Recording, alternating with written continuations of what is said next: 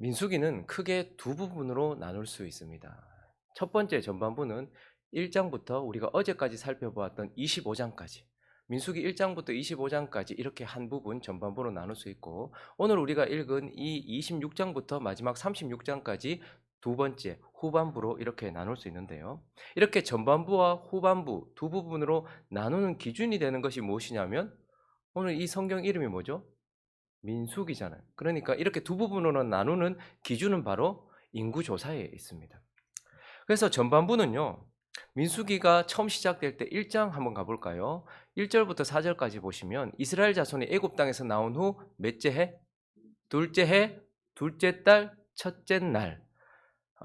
그때 여호와께서 시내 광야, 장소는 시내 광야 회막에서 모세에게 말씀하여 이르시되 너희는 이스라엘 자손의 모든 회중 각 남자의 수를 그들의 종족과 조상의 가문을 따라 그 명수대로 계수할지니 이스라엘 중 20세 이상으로 싸움에 나갈 만한 모든 자를 너와 아론은 그 진영별로 계수하되 각 지파의 각 조상의 가문의 우두머리 한 사람씩 너희와 함께 하게 하라. 민수기는 첫 번째 인구 조사로 시작이 되었습니다.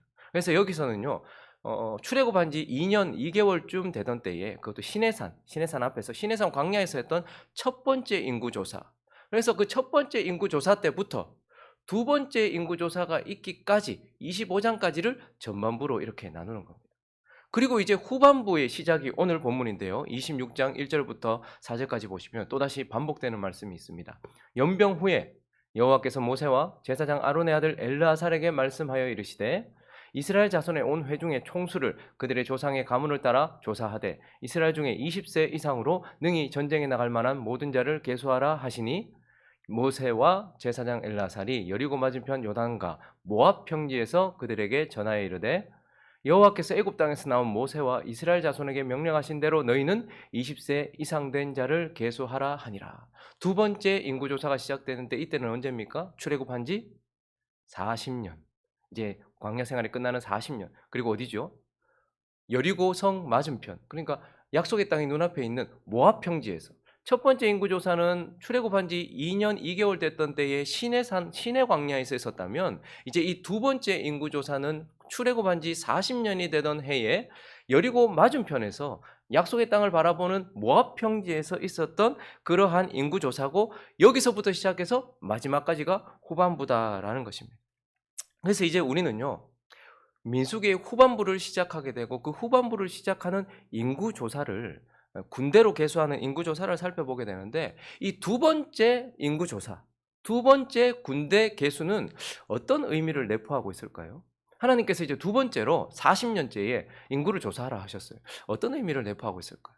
일단 먼저는 광야 생활의 종결을 확실하게 의미하는 것입니다. 1세대가 이제 전부 다 죽었어요. 남은 사람은 여호수아와 갈렙 말고는 진짜 다 1세대가 다 죽었다. 그래서 새 시대가 열렸고 새로운 삶이 시작되고 새로운 싸움이 이제 막 시작된다라는 것을 실제로 알리는, 인구가 조사되면서 그때 자기의 이름이 호명될 때마다 이제 우리는 광야 생활이 끝났다. 이제는 우리는 새로운 삶이 시작된다. 우리는 새로운 싸움이 시작된다라는 것을 알리는 신호가 되는 것입니다. 그런데 이 두 번째 인구조사에 또 다른 큰 의미가 있는데, 그것은 무엇이냐면 이제 실제로 기업을 분배받는다, 실제로 약속의 땅을 분배받기 시작하는 것을 알리는 신호이기도 하다라는 거예요. 그러면 첫 번째 인구조사 때의 특징은 무엇이냐면 총수를 계산하는 것이었어요. 그래서 루벤 지파가 몇 명이냐, 유다 지파가 몇 명이냐. 그런데 오늘 본문 5절부터 보시면요, 두 번째 인구조사의 특징이 있는데 5절부터 보시면 이스라엘 장자는 루벤이다. 루벤 자손은, 그래서 루벤 지파를 그냥 몇 명이다 이렇게만 하지 않고 한옥에게서 난 한옥 종족, 발루에게서 난 발루 종족, 그리고 헤스론에게서 난 헤스론 종족, 갈미에게서 난 갈미 종족, 이렇게 얘기하면서 루벤 종족들이라 계수된 자가 43,730명이었더라. 루벤 종의 지파를 그냥 한 번에 확 계수하는 것이 아니고 뭘로 나누는 거예요? 이 지파를 종족으로 나누고 가족으로 나누는 거예요. 왜 이렇게 나누는 것일까요? 첫 번째 인구조사는요, 이스라엘 백성들을 하나님의 군대로 재편하는 데 중점을 두고 있었어요. 그런데 두 번째 인구조사는요, 이제 하나님이 주실 약속의 땅을 받기 위하여서 종족별로 나누는 거예요. 실제로 이제 땅을 받기 위하여서 가족별로 나눠지는 데 초점이 맞춰져 있다라는 거예요. 그렇기 때문에 이 두 번째 인구조사는요, 실제로 이제 내가 나에게 주시는 축복, 나에게 주시는 기업, 나에게 주시는 큰 은혜의 크기, 이것을 받기 위하여서 종족별로 나누어짐으로써 와, 이제 우리는 실제로 약속의 땅을 기업으로 받는다라는 것을 알리는 신호이기도 한 것입니다. 그러나 또 한 가지 중요한 것이 있습니다. 이 두 번째 인구조사, 군대로 계수한 이것은 결국 하나님이 40년 동안 그들을 지키셨다라는 것을 증거하는 역할을 하기도 하는 것입니다. 두 번째 인구조사는 이런 의미들을 담고 있는 거예요. 광야 생활이 끝났다. 새로운 삶, 새로운 싸움이 시작된다. 그리고 우리는 이제 땅을 기업으로 받을 것이라는 것을 신호로 알리는 것이기도 하지만 무엇보다도 40년의 광야 생활 동안 하나님께서 자기 백성들을 신실하게 지키셨다라는 것을 증명하는 증거이기도 하다라는 것입니다. 그래서 우리는 오늘 이제 이 두 번째 인구조사, 후반부를 시작하고 있는 두 번째 인구조사를 시작하면서 이 본문을 바라보면서 하나님께서 자기 백성을 어떻게 지키셨는지 살펴보고 또한 이것을 통하여서 우리에게 주시는 교훈 몇 가지를 살펴보려고 합니다. 그 첫 번째는요, 하나님은 보호하심으로 자기 백성을 지키신다라는 것을 오늘 두 번째 인구조사를 통해서 우리는 알게 됩니다. 여러분, 오늘 본문 우리가 읽었던 마지막 51절은 이스라엘 백성들의 크기를 우리에게 명확하게 보여주고 있는데 읽어볼까요? 시작. 이스라엘 자손에 계수된 자가 60만 1730명이었더라. 40년의 광야 생활이 끝나고 난 이후에 이스라엘 백성들의 힘이에요. 이스라엘 백성들의 크기입니다. 몇 명입니까?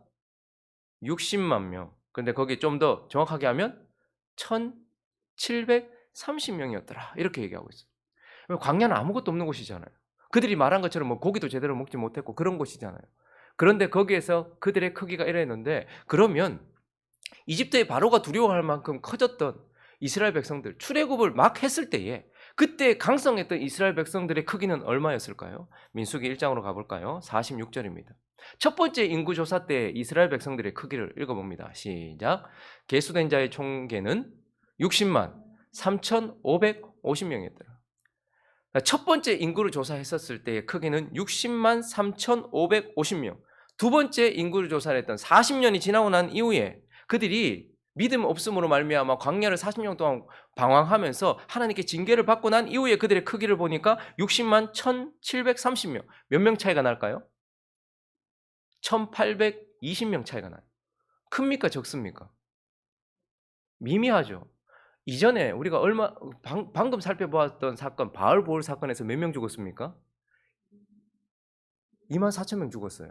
그러니까 사실 어떻게 보면 거의 숫자가 줄지 않았다라고 볼 수 있는 거예요. 이건 정말 기적입니다. 하나님이 징계하셔서 1세대 내가 다 쓸어버리겠다. 1세대 죽을 때까지 40년 지나는 동안 결코 약속의 땅 들어가지 못할 것이다. 그래서 하나님이 사실은 40년 동안 장례 행렬, 장례식을 보게 하신 거예요. 그런데도 불구하고 이스라엘 백성들이 죽었는데도 거의 숫자가 줄지 않았어요. 오히려 조금 더 늘었었는데 마지막에 이 바알볼 사건 때문에 24,000명이 죽는 것 때문에 사실은 1,820명 정도가 줄었지, 사실은 거의 줄지 않았다라는 것을 우리는 보게 되는 것입니다. 그래서 우리는요, 하나님이 자기 백성들을 신실하게 지킨다는 것을 우리는 볼 수 있습니다. 400년의 이집트 생활 동안 하나님이 이스라엘 백성들을 지키셨어요. 400년 동안 이집트에 있었는데요, 결코 이스라엘 백성들은 바로의 종이 되었거나 이집트 사람이 되지 않았습니다. 여러분, 우리나라가 36년만 일제 치하에 있어도 말이 바뀌고요, 언어가 바뀌고요, 생각도 바뀌고 그렇게 점점 바뀌어가는데 400년 동안 한 나라의 한 왕의 통치를 받았단 말입니다. 그런데도 하나님 어떻게 하셨어요? 고센 땅에 그들을 잘 보호하셨어요. 그래서 그들이 바로의 백성이 되거나 하나님의 백성이었던 그들이 바로의 백성이 되거나 이집트 국민이 되지 않도록 하나님께서 그들을 지켜주셨어요. 400년 동안. 그리고요, 그 땅 안에서 그들이 숫자가 계속해서 70명 들어갔습니다. 한 사람 아브라함에서부터 시작해서 그의 손자 야곱이 12아들을 낳았고 그 12아들을 통하여서 70명 정도가 이집트에 들어갔어요. 그런데요, 나중에 나올 때 60만 3,550명이 나왔어요. 하나님이 400년 동안 세상 가운데서 이스라엘 백성들을 지키셨다는 말입니다. 그리고요, 40년의 광야 생활 동안도 하나님께서 이스라엘 백성들을 지키셨어요. 광야는 진짜 아무것도 없는 곳입니다. 먹을 것도 없고요, 파종할 것도 없고요, 풀도 제대로 나지 않는 곳이에요. 그런데 거기에 이스라엘 백성들의 장정만 있었던 게 아니에요. 아이들도 있었습니다. 가축들도 있었습니다. 그런데 하나도 줄지 않았어요. 하나님이 징계하셔서 믿음 없는 자들이 약속의 땅을 보지 못하도록 하신 것 이외에는 그들의 힘이 전혀 줄지 않도록 하나님은 광야에서도 그들을 지키신 것을 보게 되는 거예요. 그래서 우리는 이 인구조사, 두 번째 인구조사를 통해서 하나님이 진짜로 정말로 자기 백성을 지키시네 라는 것을 정확하게 확인하게 되는 것입니다. 근데 이 말씀은 이들에게만 유효한 것이 아니고 오늘을 살고 있는 저와 여러분에게도 동일하게 하시는 말씀입니다. 하나님이 세상 가운데서 저와 여러분을 지키고 계십니다. 우리는 세상 신들을 섬기고 싶고 세상에 있는 것들이 너무 좋아요. 그래서 우리도 모르게 세상에 깊이 빠져 있기도 한데도 여전히 우리는 하나님의 백성이지 세상 백성이 아니에요. 사단의 종로를 타고 있을 때도 있지만 그러나 우리는 결코 그의 백성이 아니고 하나님의 백성이에요. 우리가 실력이 있어서가 아니라 하나님이 이스라엘 백성들을 이집트에서 지키셨던 것처럼 세상 가운데서 지키셨던 것처럼 저와 여러분을 지금도 지켜주고 있기 때문에 여기 저와 여러분이 앉아 있는 것입니다. 세상 가운데서 하나님이 우리를 지켜주고 계시는 거예요. 그리고요, 우리도 가끔씩 광야를 경험하잖아요. 이 이스라엘 백성들의 패역함과 같이 믿음 없을 때 하나님은 우리에게 광야를 허락하세요. 근데 광야는 죽음을 의미합니다. 근데 광야를 지나는 동안 이스라엘 백성들이 죽었습니까? 결코 그렇지 않습니다. 저는 많은 하나님의 사람들이 실제로 광야를 경험하는 걸 봐요. 하나님께 패역한 믿음 없는 모습, 잘못된 것, 정결하게 하기 위하여 여러 가지 이유가 있겠지만 광야를 경험하지만 그 광야 때문에 그 백성이 죽었다. 난 한 번도 본 적이 없어요. 광야를 지나는 동안 그들이 실력이 있어서가 아니란 말입니다. 하나님이 광야 가운데서 지키셨어요. 하늘 양식으로 먹이셨어요. 그래서 그들의 체질을 바꾸시는 거예요.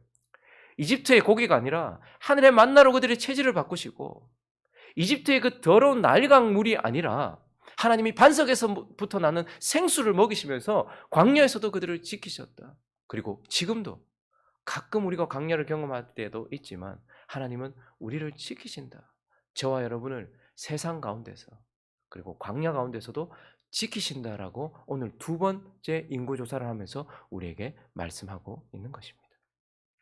그리고 오늘 이 인구조사를 통하여서 두 번째 인구조사를 통해서 하나님이 우리를 어떻게 지키시는가? 또 두 번째는요, 제거하심으로써, 보호하심으로써 자기 백성을 지키기도 하지만 하나님은 제거하심으로써도 자기 백성을 지키신다라는 것을 보게 돼요.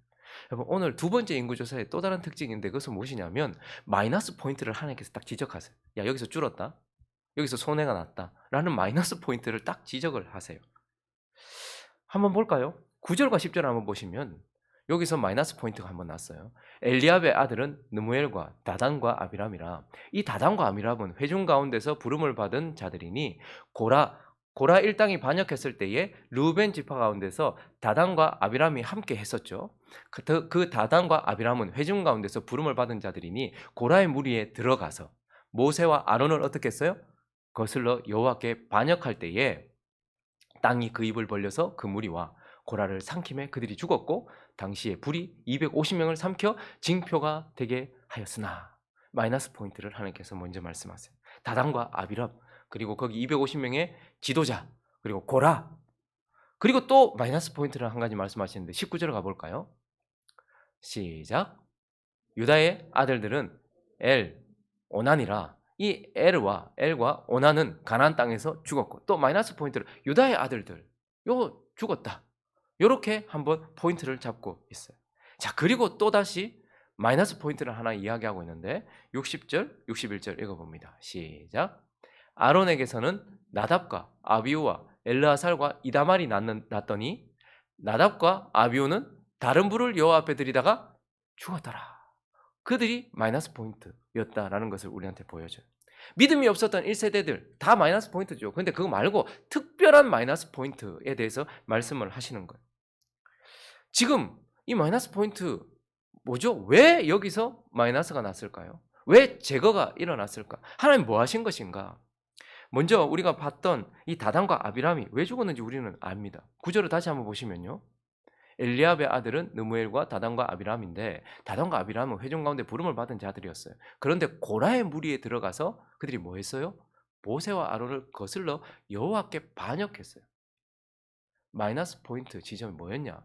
하나님은 단순히 그냥 사람을 제거하신 것이 아니라 교만을 제거하셨다라는 거예요.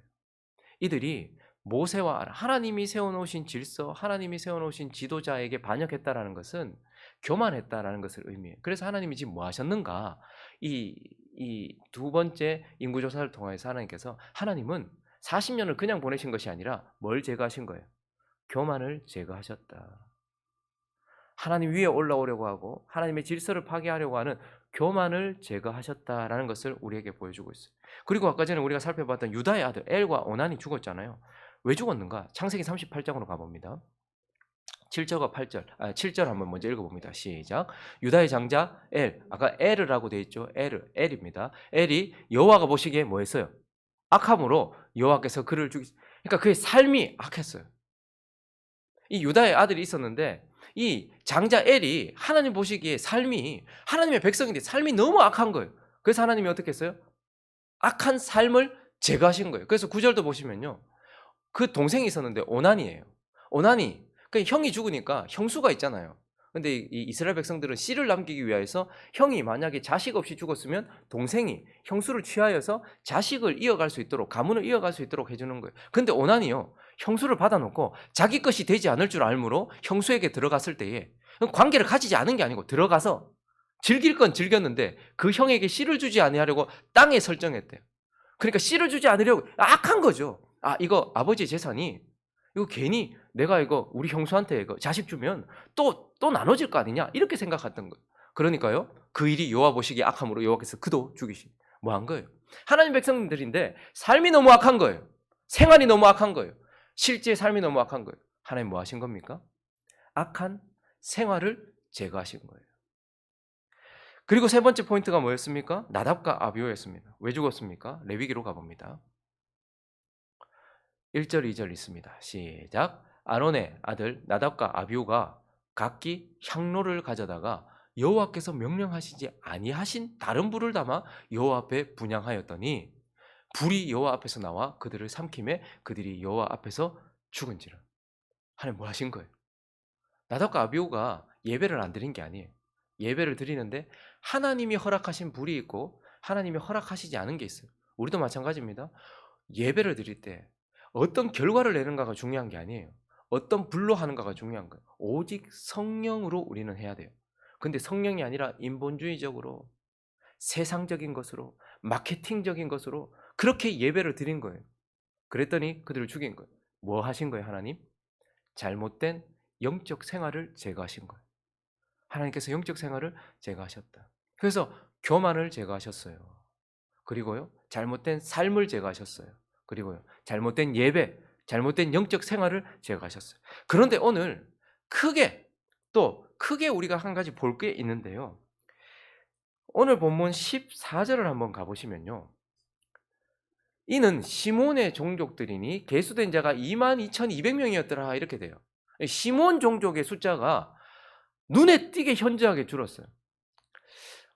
이 두 번째 인구조사를 하고 난 이후에 첫 번째 인구조사와 비교될 수밖에 없지 않습니까? 그런데 총수를 보면 거의 비슷해요. 그런데 특징 중에 하나가 뭐냐면 므낫세 지파가 너무 많아졌어요. 므낫세 지파가 왜 많아졌을까? 정확한 이유를 잘 모르겠어요. 아무리 생각해봐도. 뭔가 하나님 뜻이 있었겠죠. 그래서 므낫세 지파가 너무 많으니까 나중에는요. 므낫세 지파를 반으로 나눠 가지고 요단 동편에 므낫세 지파 반, 그리고 요단 서편에 반으로 나눠질 정도로 많아졌어요. 근데 왜 많아졌는지 하여튼 어쨌든 축복을 받은 거니까 이게 이유는 못 찾아도 상관없어요. 그런데요. 또 하나 특징이 뭐냐면 이 시몬 지파는 너무 줄어요. 반 토막도 더 난 거예요. 원래 시몬 지파가 첫 번째 인구 조사를 했을 때는요. 세 번째로 큰 지파였습니다. 유다, 그리고 단, 그리고 바로 시몬 지파였거든요. 그런데요, 이 지금 시몬 지파가 완전히 반토막도 더 나버렸어요. 완전히 줄었어요. 왜 그랬을까? 시몬 지파는 왜 마이너스 포인트가 되었을까? 정확하게는 알 수 없지만 우리가 한 가지 유추할 수 있는 게 있어요. 우리가 어제 살펴보았던 본문을 가보시면요. 민수기 25장 14절. 비나스가 죽였던 사람이 누군가를 보는데 죽임을 당한 이스라엘 남자 곧 미디안 여인과 함께 죽임을 당한 자의 이름은 시물인데 그가 어디 지파 사람이에요? 살루의 아들이요? 어느 지파 사람? 시몬인의 조상. 그러니까 시몬 지파. 여기서 24,000명 죽었거든요. 아마 이 음란한 모압 여자들과 우상 숭배하면서 이렇게 음란을 저질렀던 지파가 아마 시몬 지파였을 것이라고 우리는 충분히 유추할 수 있고, 그래서 시몬 지파가 완전히 막 3분의 1 토막 나버린 이런 사건을 보면서 하나님 뭐 하신 거예요? 음란을 제거하신 거예요. 우상 숭배를 제거하신 거예요. 그래서 우리는 하나님이 자기 백성을 지키시되 보호하셔서 400년의 이집트 세상 가운데서도 40년의 광야 그 아무것도 없는 가운데서도 보호하심으로써 지키기도 하시지만 그는 어떻게 해요? 자기 백성을 교만을 제거하시고 잘못된 삶을 제거하시고 잘못된 예배와 영적인 잘못된 생활들을 제거하시고 우상 숭배와 더러움과 음란을 제거하심으로써 자기 백성을 지키셨다라는 것을 이 두 번째 인구조사 후반부를 시작하면서 우리에게 가르쳐주고 있는 것입니다. 말씀을 정리하겠습니다. 40년의 광야 생활이 끝나고 하나님께서 자기 백성들에게 인구를 계수해라, 군대로 계수해라 하는 순간 이 믿음의 세대들은 정말 감격스러웠을 거예요. 너무나도 기뻤을 거예요. 왜요? 먼저는 약속의 땅을 기업으로 받을 것이라는 소망으로 가득 찼기 때문일 겁니다. 총수를 계산한 것이 아니라 가족별로 나눠가면서 종족별로 나눠가면서 이제 땅을 실제로 계수받겠구나. 그래서 처음에 인구조사했을 때 하나님의 군대로 호명받았을 때도 감격스러울 것 아닙니까? 와, 내가 하나님의 백성이구나. 하나님의 군대구나. 그런데 지금은요. 야, 내가 이제 땅의 주인이구나. 내가 이제 하나님의 나라의 주인이구나. 하나님께서 주실 축복의 주인공이구나 하는 것에 감격했을 거예요. 근데 또 하나, 아마 이스라엘 백성들은요, 모르긴 몰라도 와, 우리 힘 정말 약해졌을 것이다 생각하지 않았겠습니까? 본 게 죽는 건데요. 출산율보다 이 사망률이 훨씬 높다라는 그런 생각에 우리는 정말 약해졌을 거야. 이집트의 바로도 우리를 두려워할 만큼 우리가 강성했었는데 40년 광야 생활하는 동안 우리 힘은 줄어들었을 거야. 우리는 정말 약해졌을 거야. 우리는 보잘것 없어졌을 거야 생각했는데 뚜껑을 열고 보니까요. 하나도 약해지지 않은. 그래서 하나님이 40년 동안 우리를 광야 생활하게 하셨지만 신실하게 우리를 지키시면서 사랑하셨구나 라는 것을 깨닫고서 또 감격했을 것이란 말입니다. 이제 후반부가 시작되면서 약속의 땅으로 들어가는데 하나님 지금 무슨 얘기 계속 하시는 거예요? 발람을 통해서 내가 너희 사랑한다. 비나스를 통해서는요. 질투하게까지 내가 너희를 사랑한다. 이 인구조사를 통해서는요. 내가 신실하게 너희를 지키면서 너희를 사랑한다. 라는 것을 계속해서 말씀해 주고 있는 것입니다. 오늘 이 아침에 이것을 보면서 우리의 메시지로 받았으면 좋겠어요. 하나님이 우리에게도 동일하게 말씀하시는 거예요. 우리는 전혀 약해지지 않았고 하나님은 세상 가운데서도 우리를 지키시고 하나님은 이 광야 같은 그런 시간 가운데서도 우리를 지키셨어요. 그리고 하나님께서 이 우리 삶 가운데 흉터가 있긴 해요. 그러나 그거 감사해야 됩니다. 의사가 칼을 들고 내 배를 갈랐어요. 그리고 내 속에 있는 걸 꺼내서 잘라냈어요. 아픔이 있었죠. 고통이 있었습니다.